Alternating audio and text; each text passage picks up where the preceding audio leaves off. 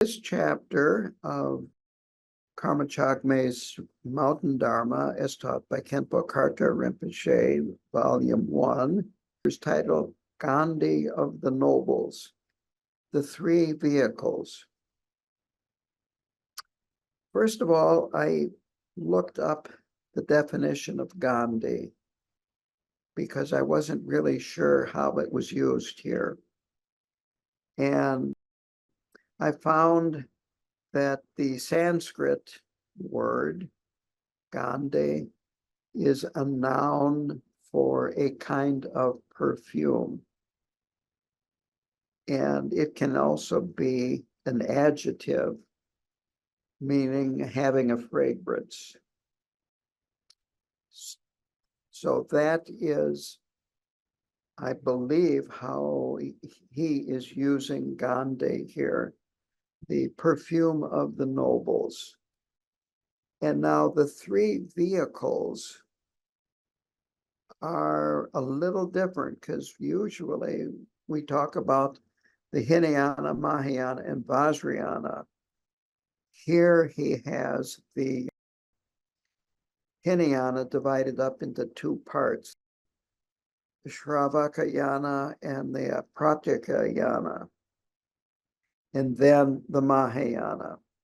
So he goes through Shravakayana tradition first.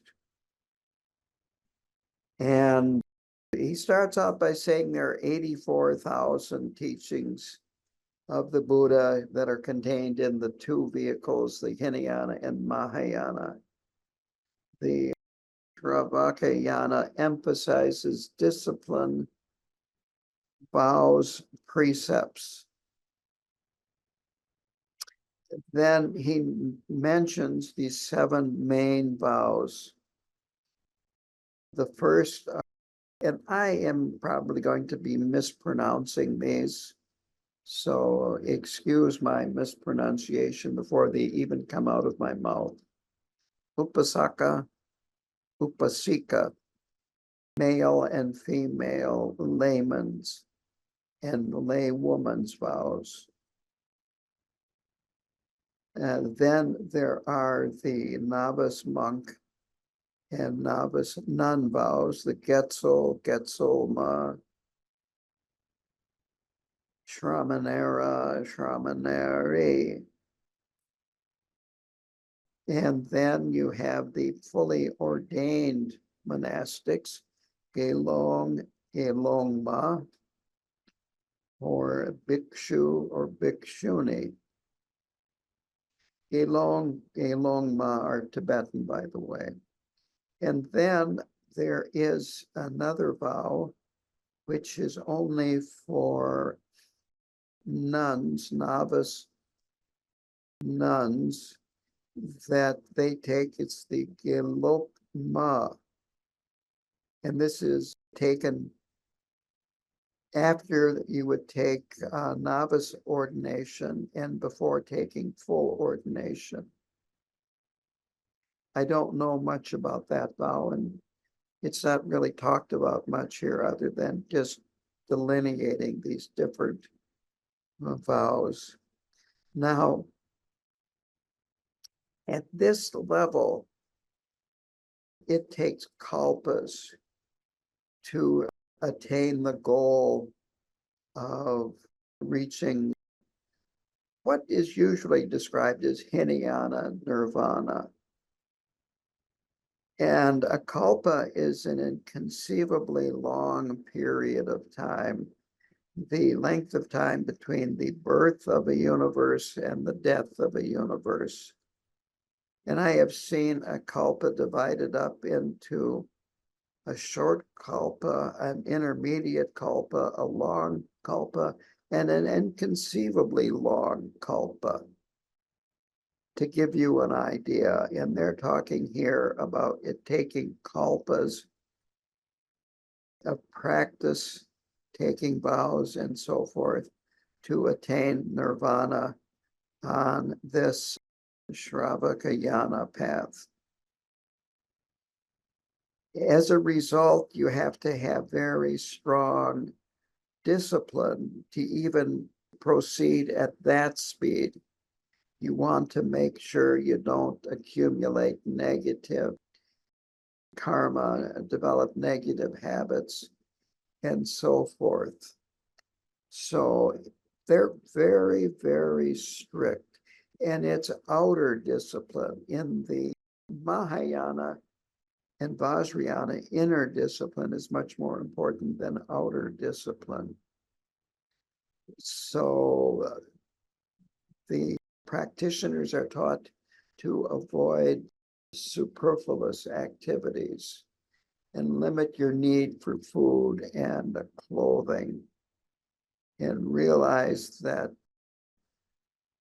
how horrible the sufferings of the three lower realms are, and also the sufferings of birth, old age, sickness, and death that these practitioners, Rinpoche describes, or Karma Chagme describes, as being terrified, frightened of these sufferings, and having a very strong, he uses the word immense, desire to liberate themselves from these sufferings.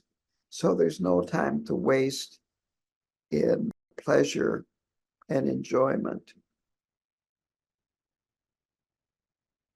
And here is an experience that I had that kind of demonstrates the difference between this type of approach and the Tibetan approach. I was in the Minneapolis airport, and a woman came up to me and said, "Can I buy you something?" And I said, "Why?" I had not been out of retreat very long. And she said, "Well, I have a friend of mine that is a monk, and he cannot carry money. He was in the Hinayana tradition, and monks, nuns could not carry money. So she was thinking that I must be hungry if I can't carry money. Well, of course, I can carry money and I can carry plastic. You know, this is the Tibetan tradition. It might be that I don't know about, like in Thailand, if a person, if a teacher was traveling, if they would have an attendant that would carry the money.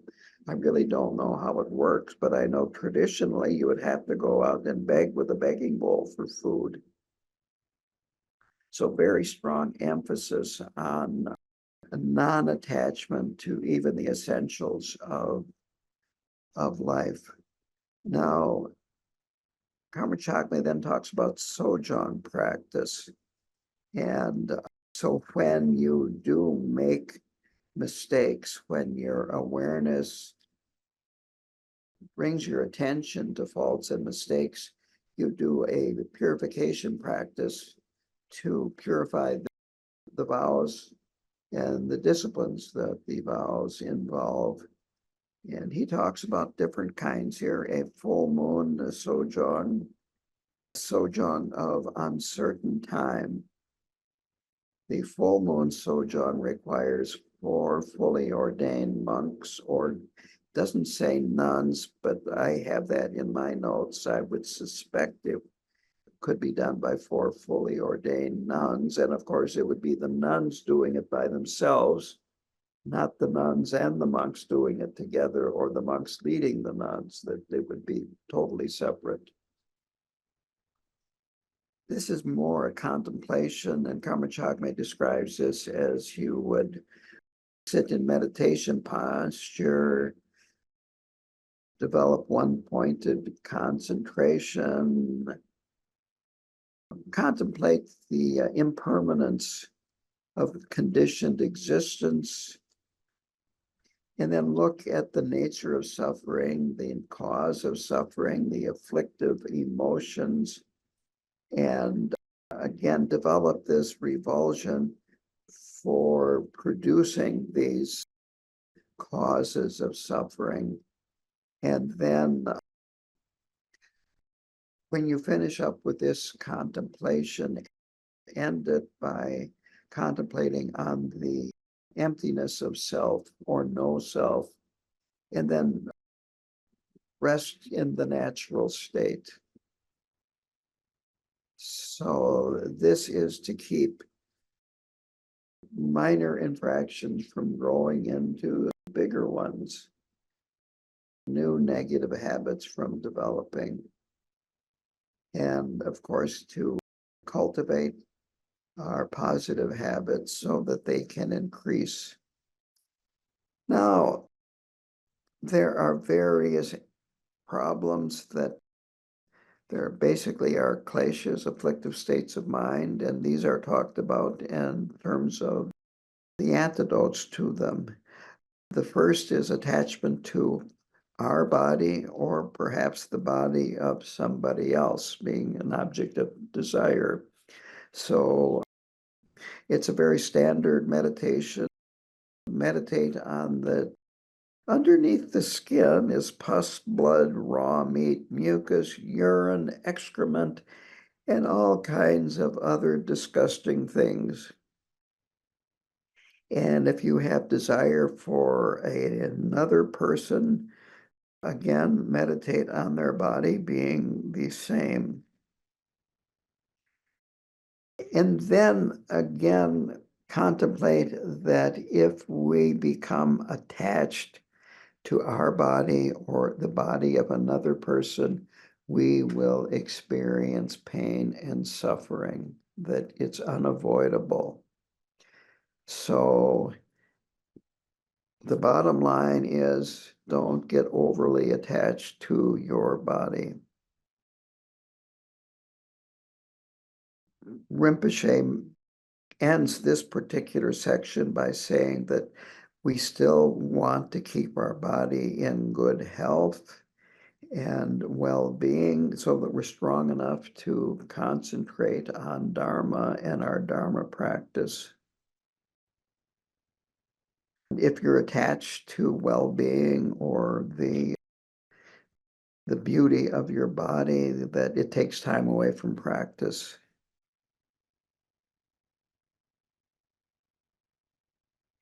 He says it's food and clothing are a bit like medicine. You just do these things so that you can have a healthy body and are able to practice. Again, this is in the Shravakayana. This is something that I noticed.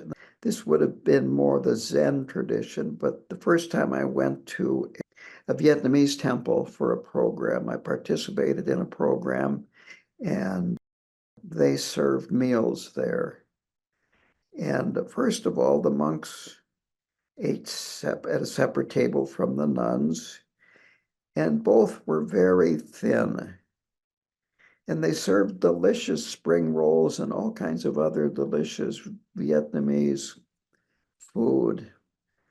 And I never have been thin. And it was very difficult to maintain the discipline to not look like I was wolfing down all these delicious spring rolls and other things.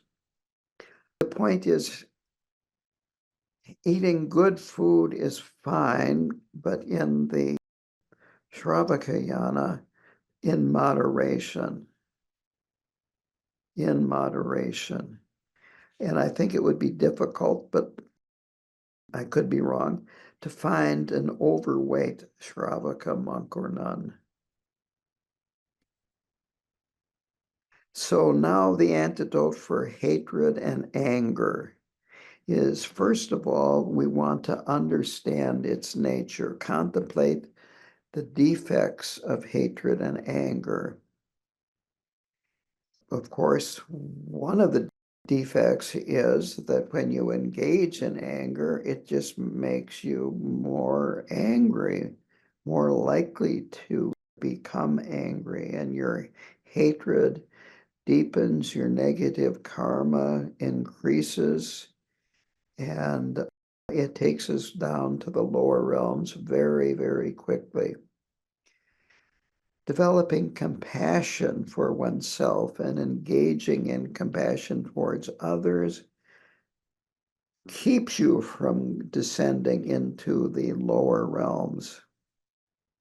Keep this in mind, that having compassion towards yourself and understanding the consequences of not having compassion for yourself and others.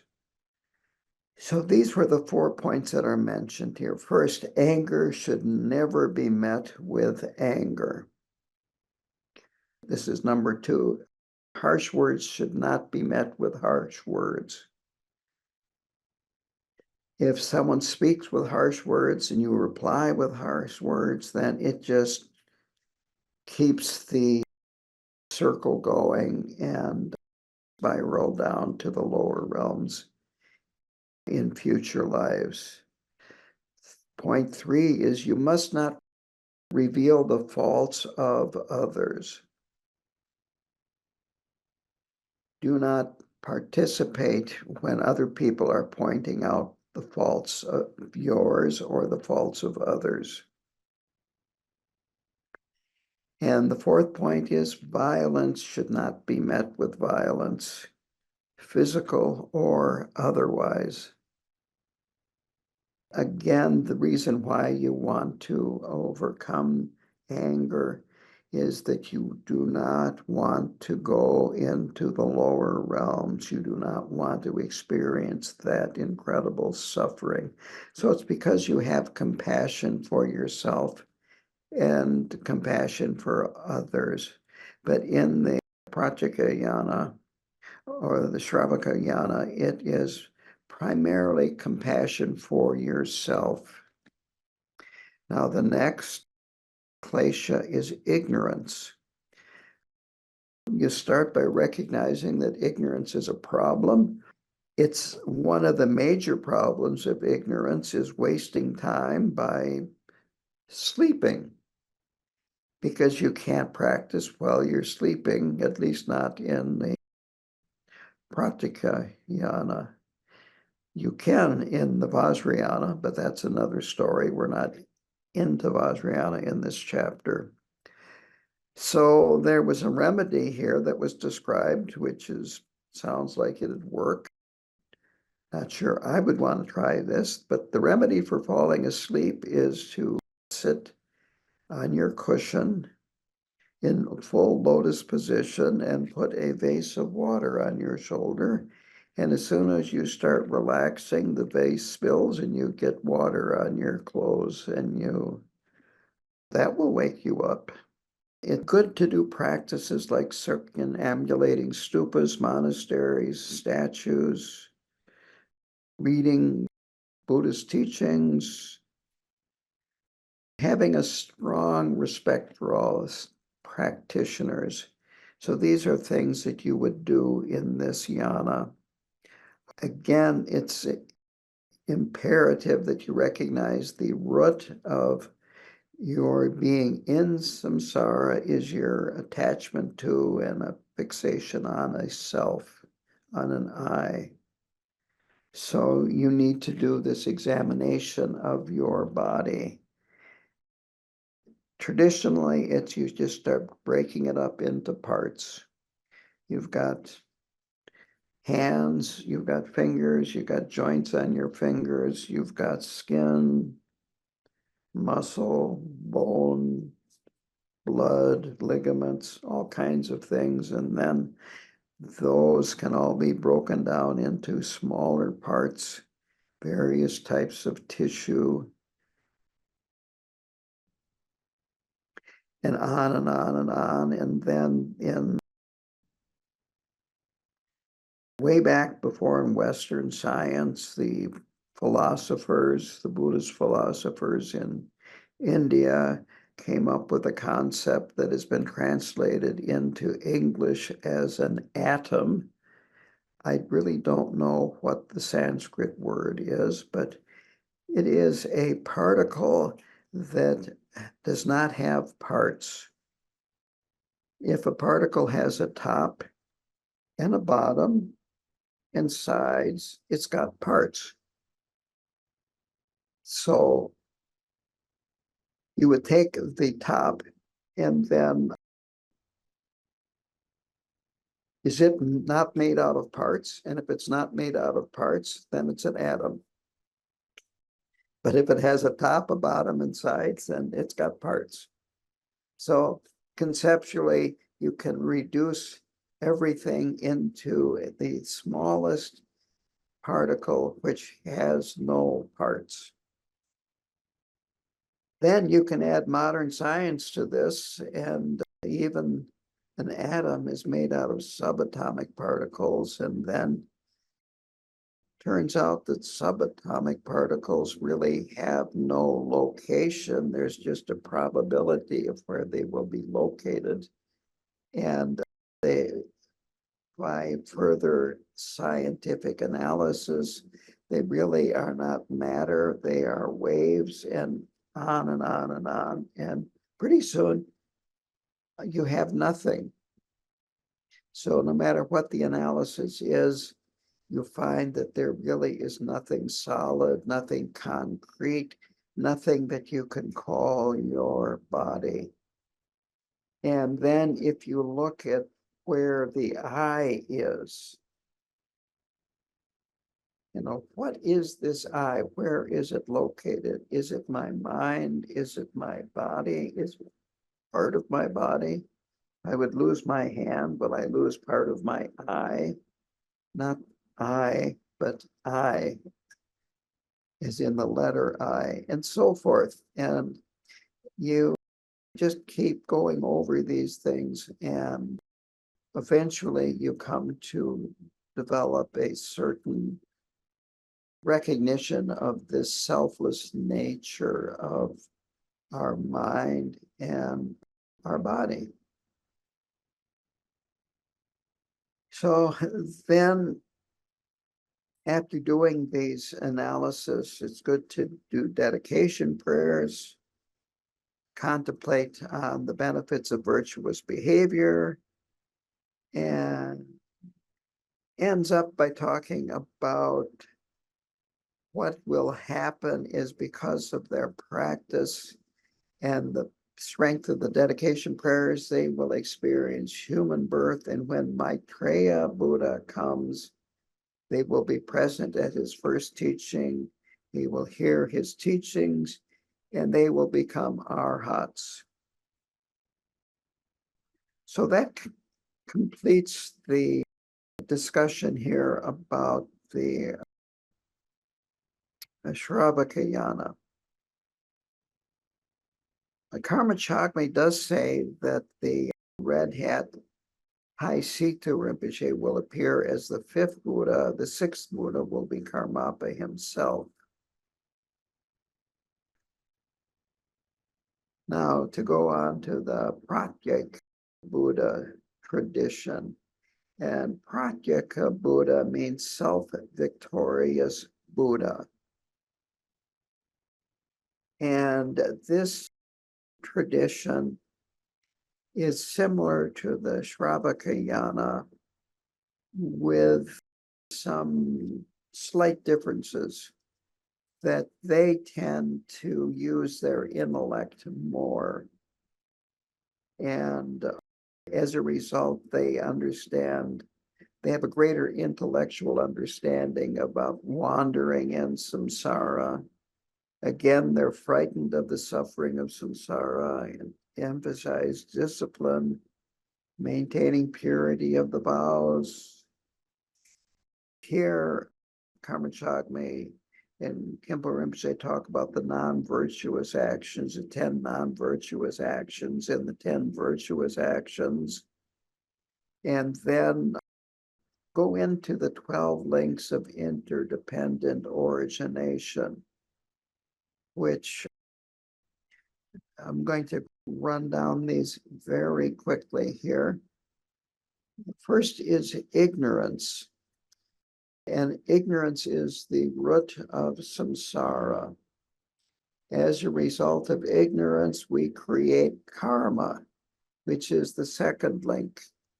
And again, this is the 12 links of interdependent origination. This is how things come about, how things happen and are created, and so forth. So as a result of karma, that leads to consciousness, that actually experiencing samsara. The next link is name and form. This is the first of the 5 aggregates, and the 5 aggregates explain the development of self. I know one time I heard the 5 aggregates, or the 5 skandhas, that is a Sanskrit name, described as the 5 psychophysical constituents. How about that for a nice Western mouthful? But it has to do with our physical body and our mind, and it's how they work together to develop this idea of a permanent, solid self.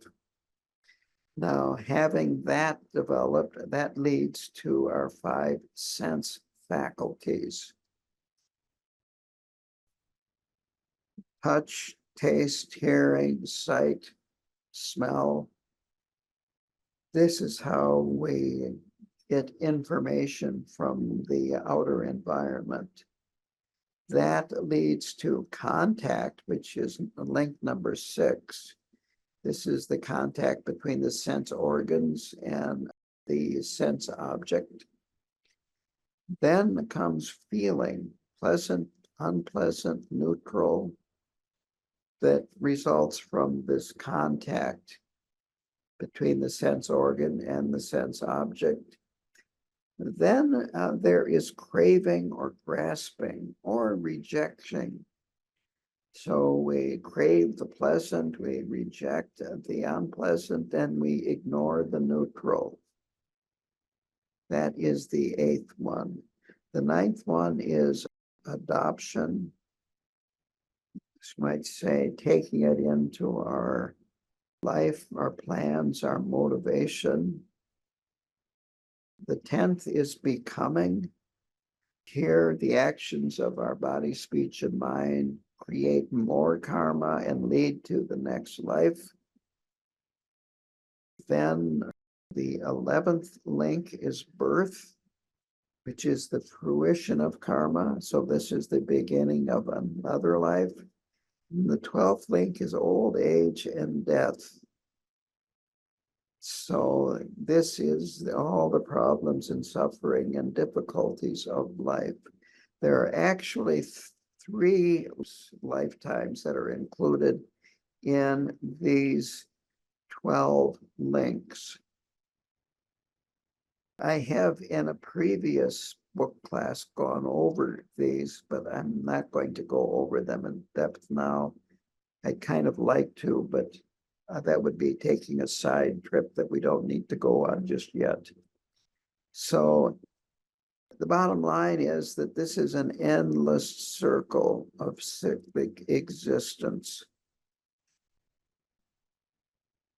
I am going to do this though, I just decided I will show a picture of the wheel of becoming, or the wheel of life, to show you how this is presented in this tradition. So you have this wheel here, and the outer edge are these 12 links. And again, they encompass 3 lifetimes. Anyway, that is the wheel of life, and it's surrounded by these 12 links, and there's really no separation between them. So when you get to number 12, you're already on number 1 and going around again. So that is how this is explained in more depth, more intellectually, with Pratyekabuddhayana. Now, the people in this path feel very strongly that they can do it alone. They feel kind of, you might say, arrogant about how smart they are, how intelligent they are. And So anyway, they're also called solitary realizers because they don't follow a lot of teachers. They generally are solitary realizers. They dedicate the merit to attaining arhatship, that they prefer not to give teachings, and they prefer isolation. There are two categories of these Pratyekabuddhas that are pointed out in this. One is group-oriented, and this is interesting because I've not run into this any other place. And they are a very strict group of 500 to 1,000 Pratyekabuddha practitioners. And the other is individually oriented. They do not mix or practice with others, even other Pratyekabuddha practitioners. That kind of completes this Pratyekabuddhayana. It ends by saying that when Shakyamuni Buddha, when his teachings end, when that era of his teachings end, and before the next Buddha, Maitreya, appears, 80,000 Pratyekabuddhas will appear, that is a prediction. And then that's how this section ends. The next is the outstanding qualities of the Bodhisattvayana. And he begins this by saying, Namo Guru Karuna Kai Lo, which is homage to the great compassionate one, Chenrezig. So the Hinayana, these two Hinayana paths, they lack the altruistic motivation of wanting to liberate all sentient beings from samsara. They've come to the realization of no personal self, but they have not come to the realization of a phenomenal no self, or no self of phenomena. Third, lacking that they have is the courage to bear the suffering of our pervasive pain, the experience of the ups and downs of the physical body. And quite honestly, I don't know what it was like back 2,000 years ago, but right now there's a lot of ups and downs in the mundane world. A lot of fear, a lot of suffering, a lot of people attacking other people verbally and physically, and it's scary times right now. The last is here, the fourth one is knowledge, full-time knowledge of past and future lives. They might have this, but only if they're in a profound state of meditation. These are the two Hinayana paths.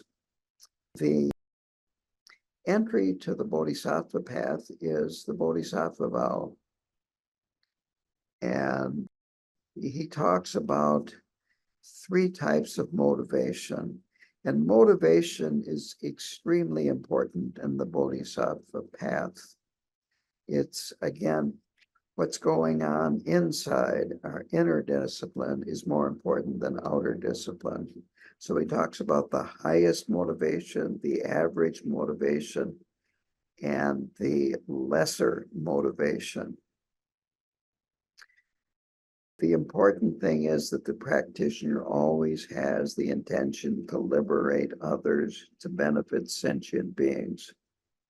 Now, I'm going to describe the highest as being shepherd-like. I don't think that this term was used in this chapter, but the idea of a shepherd is you do not lead sheep. You cannot lead sheep. You have to be behind the sheep, and you might say chasing them forward. And they're going to go to the right, and you're going to have to chase after them and chase them back to the path. And then they'll go to the left, some of them. And you have to go get them and chase them back to the path, and so forth.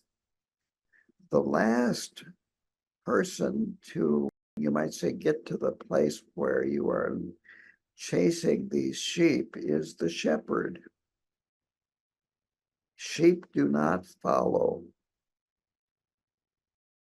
To use an American metaphor, it's like herding cats.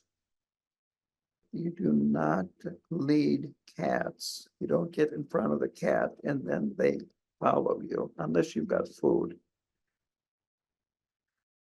The average one is like a boatman.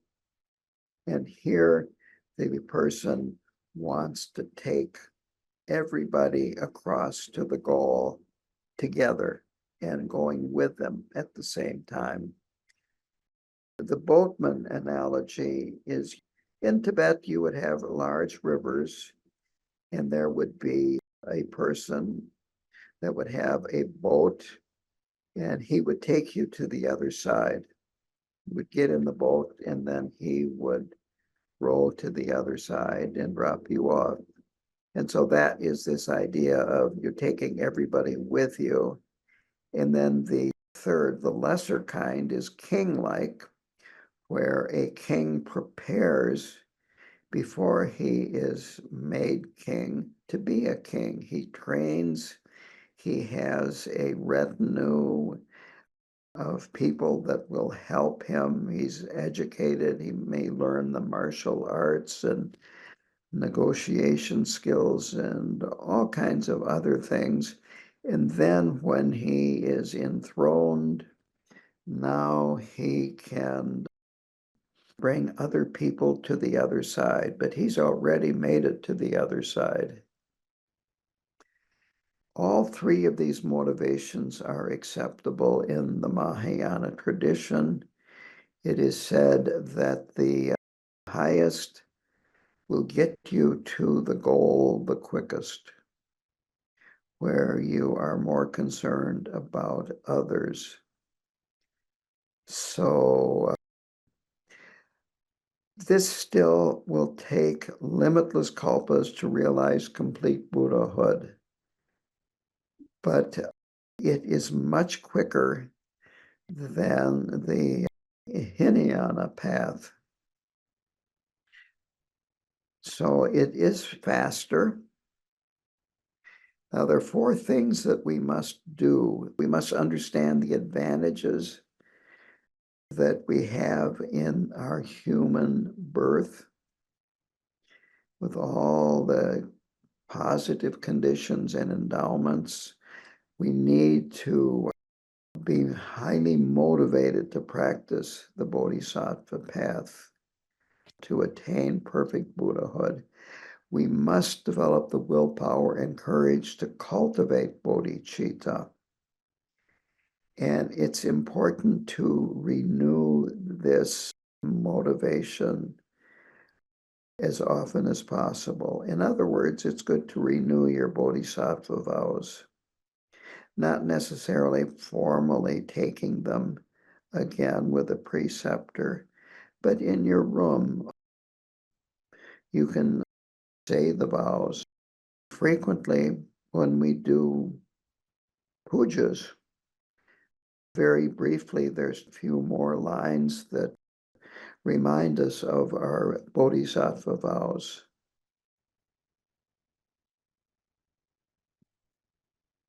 And the reason why it's good to renew them is that we are going to be making mistakes. We're going to be, you might say, denting the vows, doing things that are contradictory to the vows, but we can renew them.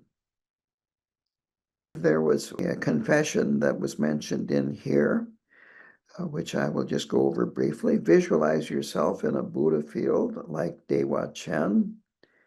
invoke the enlightened beings in this Buddha field and visualize them in front of you, feel their presence, and then confess whatever wrongdoing that you have committed. And then it says, apply a 7-branch prayer. And there are a lot of 7-branch prayers out there. There is a simple one that's in the Green Tara practice. Anyway, 7-branch prayer. Now, it's pointed out here that the outstanding quality of the Bodhisattvayana is that you learn to cope with your afflictive emotions. Your anger, this is how you work with anger. You try to transform the anger by contemplating loving kindness. That loving kindness is the antidote for anger. That you cannot have loving kindness towards a person and be angry at them at the same time. Anger is wanting to hurt a person, and loving kindness is wanting a person to be happy, and they just cannot exist at the same time. So you try to transform this anger with the idea of loving kindness. You do this by remembering that you've taken a vow to benefit sentient beings, and this person is a sentient being, and that if you become angry, you're violating your vows. You could also feel that, well, this person, they're overcome by this klesha, and it's the klesha that's the problem, not the person. Here, a mental illness is used, that it's the mental illness that is making you angry, not the person, because the person is being controlled by the mental illness. Third way to look at this is that it is the person's confusion or their lack of knowledge of the Dharma, their lack of knowing the difference between right and wrong that is making you angry. And then to develop compassion rather than frustration and anger. The next is passion and attachment. So here he talks about, it's very simple, but very similar to the Shravakayana and Pratyekabuddhayana. When passion or attachment arises, look at your body, and you won't see anything solid, permanent, concrete, and realize that it is impermanent and as a result has no reality or truth. I can tell you from personal experience, the older I get, the more my body is giving me messages about having pain, being stiff, not being able to do what I used to be able to do, and so on and so forth. Basically, it's all about impermanence and knowing that, well, I am not going to be in this body for that many more years. And when I talk to friends on the phone, and I've had a number of friends call me up in the past few weeks, it's amazing how many are having hip surgery or knee surgery or have been diagnosed with cancer or had a stroke or had some other serious health problem. That this is welcome to old age. The good news is that we're still alive, and I have known a lot of people that have died at much younger ages than I am. I knew people that died right after high school, right after college, or didn't even get through college, and on and on and on. So anyway, ignorance then is the next one. And this is described as not knowing the cause of why we wander in samsara. Now, the Pratyekabuddha tradition is to contemplate on a corpse. And then you develop the contemplation on the 12 links of interdependence.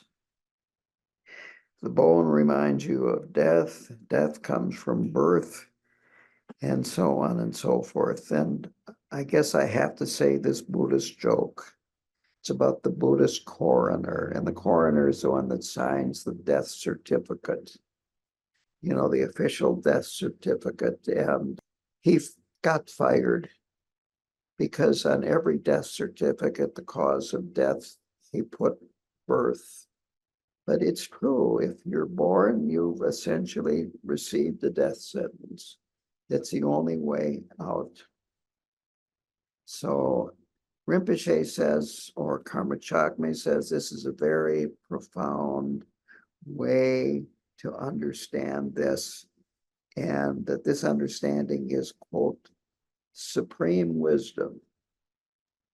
So reciting and contemplating the 12 deeds of the Buddha will help us understand ignorance and help us understand why we are wandering in samsara. That the 12 deeds of the Buddha explain that there is nothing that is permanent or solid.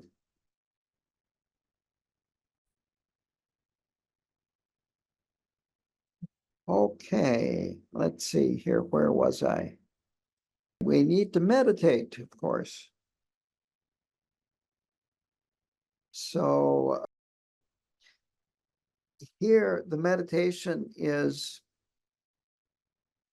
not the type of shamatha meditation that we are accustomed to. Here they talk about using an image of the Buddha to concentrate on, and then if you are dull or sleepy, focus on his third eye, the spot actually between his eyebrows, and imagine that there's a very brilliant light radiating from that spot, and keep concentrating on that. That is for dullness and sleepiness.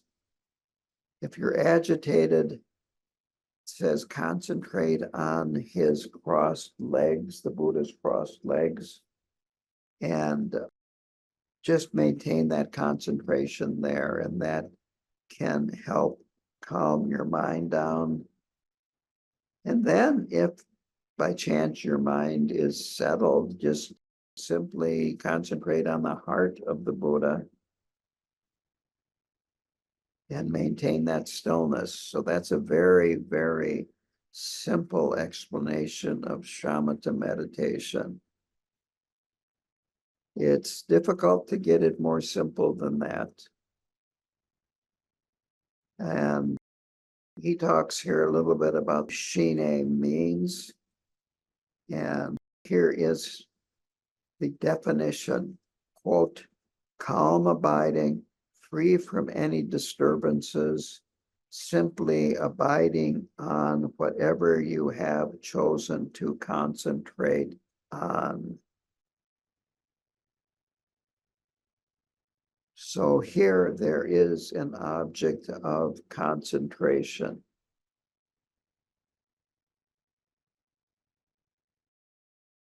He does not go into other objects of concentration, but we, of course, have been trained to use the breath as an object of concentration.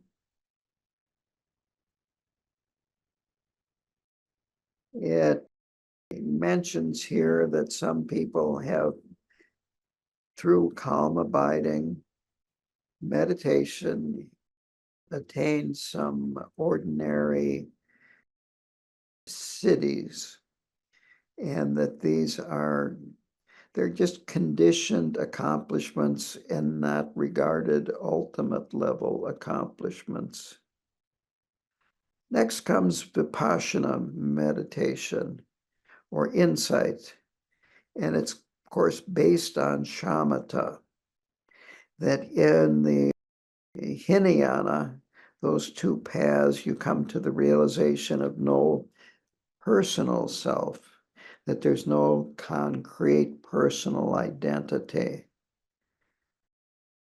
But here, we're going beyond that, we come to, well, he goes through this analysis again that I mentioned before about dividing things into parts and smaller parts and smaller parts until you find that there is nothing there. So you still have this. Then, of course, there is the question of, well, who is looking at this? Who's analyzing these parts? So you have to continue going logically deeper and deeper. He talks here about how long it takes you through analytical meditation to reach the first bhumi, which is the experience of emptiness. And it takes kalpas to go through these 10 bhumis. It's very, very time consuming. Rinpoche once explained the difference between Hinayana, Mahayana, and Vajrayana this way. He says that in all three, you have this jewel, this gem that is buried in the ground. And with the Hinayana, you've got your fingers and fingernails and hands to dig it out. With the Mahayana, you have a pick and shovel to dig it out. And it might be buried very, very deeply. Now, the Vajrayana is not talked about here, but Rinpoche said the Vajrayana is like having dynamite in a bulldozer, to give you a comparison of the power of these three paths. So the Mahayana is faster and more powerful than the Hinayana, but then the Vajrayana is faster still. He talks here later about how a bodhisattva that has reached the 10th level, his activity really is beyond our comprehension. We cannot know how a 10th level bodhisattva, his activity or her activity, that they can manifest in many different forms. They can emanate in many different forms, that they can be manifest or emanate as an animal, an insect, a medicinal plant. I've heard a bridge. There are just so many different ways that they can manifest that are beyond our ability to comprehend. So it is a very, very high level of achievement when you are able to go through these 10 bhumis, attain the 10th bhumi, and then, of course, the 11th bhumi is a fully enlightened Buddha. To finish this up, Karma Chagme says that he just talks about that he has given these teachings without pride, and he really feels he doesn't have much ability to give these teachings, but anyway, he does. And that finishes the chapters.